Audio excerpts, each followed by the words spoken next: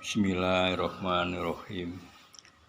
Assalamualaikum warahmatullahi wabarakatuh. Pada kesempatan yang baik ini kami akan mengangkat suatu topik pada deskripsi tema 7, yaitu pemurnian nira, cara defekasi menggunakan reaktor defekator standar. 1. Keterangan simbol yang digunakan. Sebelum saya menjelaskan materi tayangan tema 7 dengan topik pemurnian nira, cara defekasi menggunakan reaktor defekator, perlu saya sampaikan arti dari istilah di Indonesia dengan maksud agar penonton publik yang belum paham tentang angka-angka pengawasan publikasi dan desain di pabrik gula perlu memahami arti dan simbol tersebut sehingga penjelasan saya lebih mudah dipahami. Simbol dan istilah dijelaskan sebagai berikut. Simbol-simbol yang sudah saya sampaikan pada video-video sebelumnya tetap bisa digunakan. Kali ini ada tambahan suatu simbol, yaitu pH adalah eksponen hidrogen. 2. Pemurnian nira, cara defekasi. Salah satu kesukaran dalam pembuatan gula putih atau white sugar adalah adanya gula reduksi dalam nira tebu. Kemurnian kristal tidak tergantung dari jumlah zat warna, tetapi tergantung kemurniannya atau purity. Nira dengan kemurnian tinggi atau 80% memiliki warna dan kejernihan yang baik, tetapi akan menghasilkan gula kristal putih dengan mutu yang baik bila dibandingkan dengan nira yang memiliki kemurnian yang lebih rendah. Pemurnian pada nira tebu tujuan yang utama adalah menghilangkan zat-zat anorganik. Oleh karena itu harus diketahui komposisi bukan gula yang terdapat dalam nira sesudah penyaringan atau screening. Diambil secara pemutaran dapat dilihat pada tabel 1. Komponen organik, zat seperti lilin 50-150 mg per liter, sejenis putih telur atau protein 80-150 mg per liter, pentosan 30-100 mg per liter. Komponen anorganik, CaO 5-25 mg per liter, MgO 5-20 mg per liter, Fe2O3 30-100 mg per liter, Fe2O3 atau Al2O3 30-100 mg per liter, P2O5 5-15 mg per liter, CO2 3-10 mg per liter. Tidak larut dalam HCl, lempung dan pasir 100-400 mg per liter. Ampas halus 200-1000 mg per liter.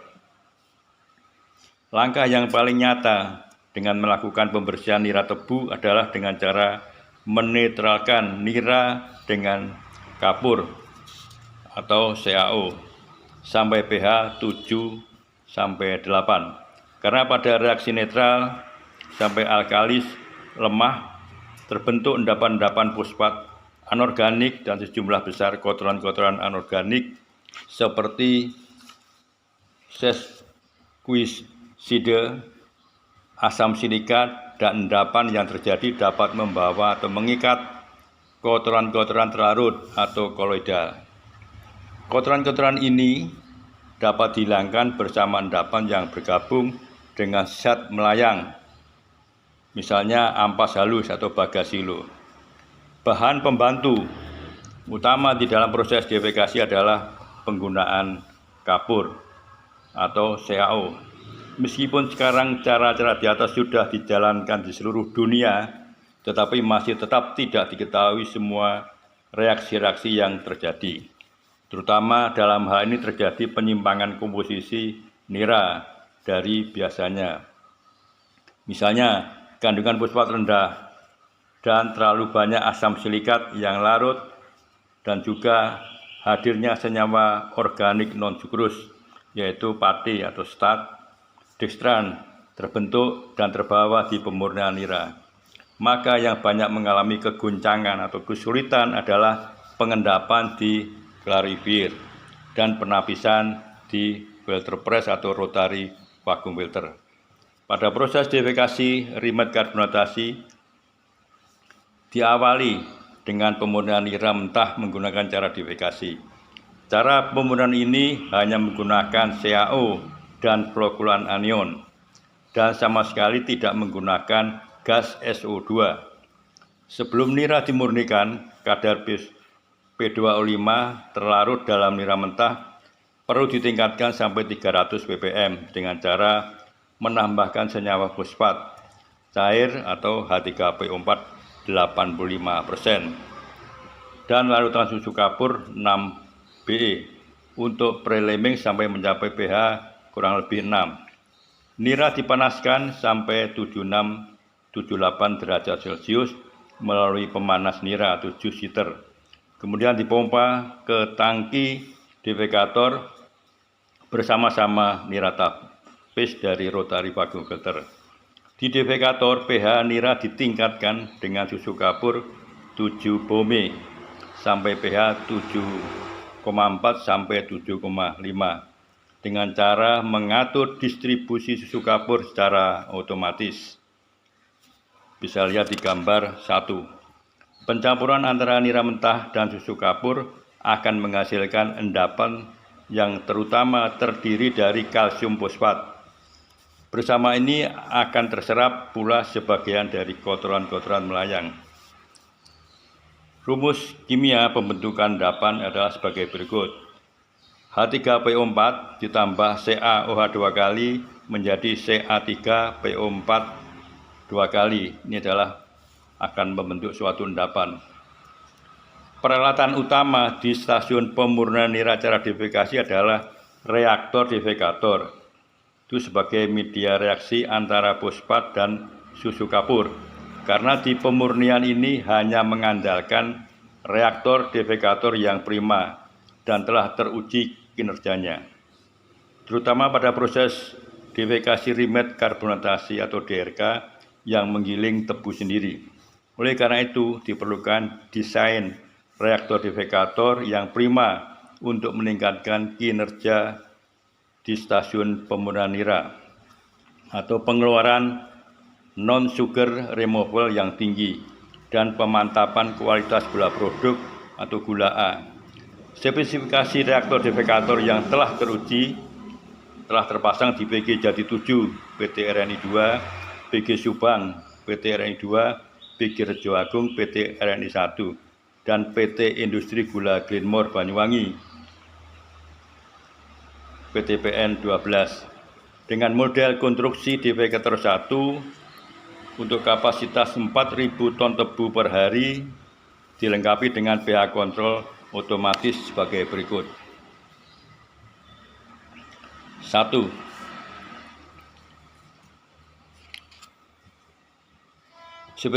Spesifikasi reaktor deifikator standar untuk pemurnian nira tebu. Nomor 1, volume efektif tangki adalah 5,7 meter kubik. 2, retention time atau waktu tinggal 5-6 menit. 3, tipe impeller marine propeller. 4, bahan impeller stainless steel. 5, diameter impeller 700 mili. 6, bahan poros atau shaft stainless steel. 7, bahan konstruksi tangki dari karbon steel. 8, diameter tangki 2000 mm. 9, tinggi tangki 2600 mm. 10, drive motor atau elektromotor, powernya 11 kW. 11, input speed 1450 rpm. 12, output speed 250 rpm. Di sini yang sangat penting dalam perhitungan untuk perencanaan reaktor deifikator adalah angka actual circulation, itu minimal adalah 5. Di sini kami merancang actual circulation adalah 7. Ini sudah memenuhi syarat. Pada gambar 1 bisa kita lihat adalah desain reaktor defekator standar untuk pemurnian nira tebu. Di sebelah kanan adalah alat pH kontrol yang otomatis. Di sini pH output tinggi atau rendah ini bisa dimonitor dengan transmitter, dan dari transmitter dimasukkan ke recorder. Recorder bisa menggerakkan atau go motor. Kalau pH terlalu tinggi, maka GO motor akan bergerak ke kanan, dikembalikan ke sirkulasi CaOH 2 kali. Kalau pH output terlalu rendah, maka GO motor akan menggerakkan splitter box ke kiri, maka akan menambah susu kapur sampai tercapai pH yang diinginkan. Jadi di sini nira defekator masuk ke tengah, kemudian karena dorongan putaran propeller, marine propeller ke bawah, sehingga nira akan bergerak ke bawah dan naik lagi ke atas. Karena berjalan secara kontinu akan terjadi suatu overflow, yaitu juice of defekator 2.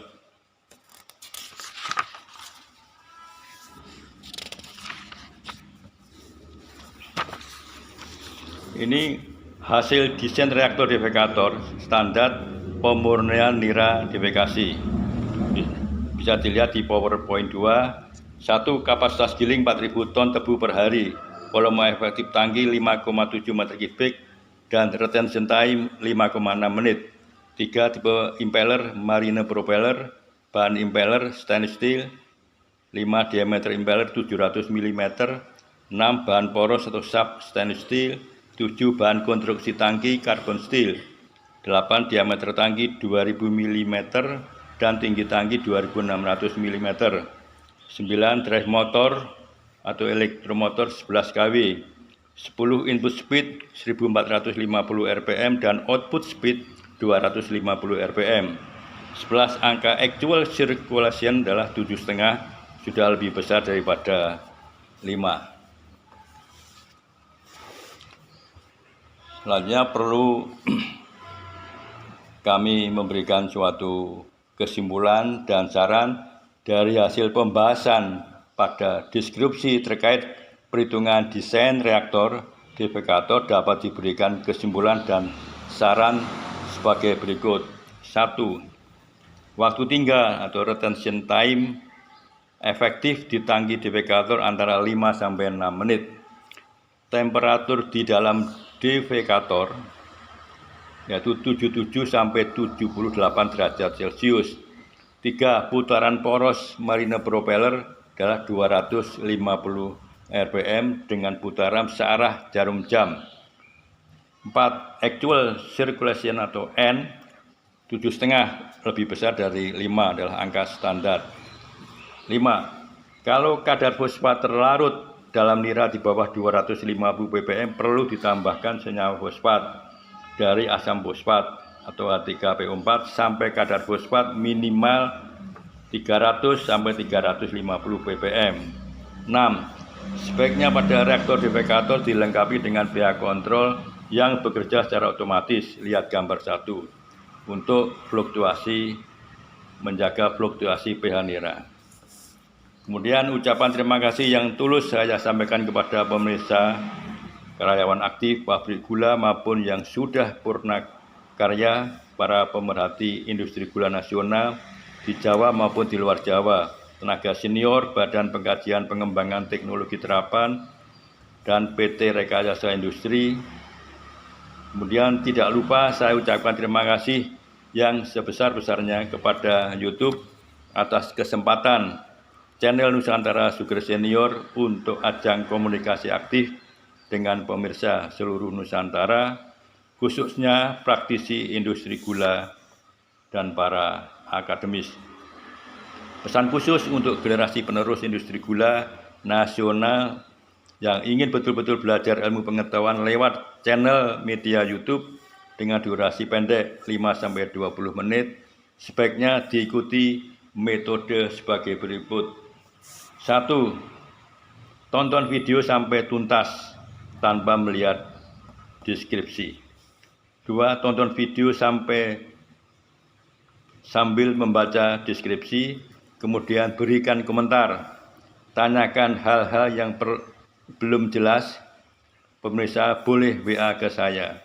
3. Untuk kelancaran tayangan video berikutnya, saya ucapkan terima kasih atas dukungan like dan subscribe.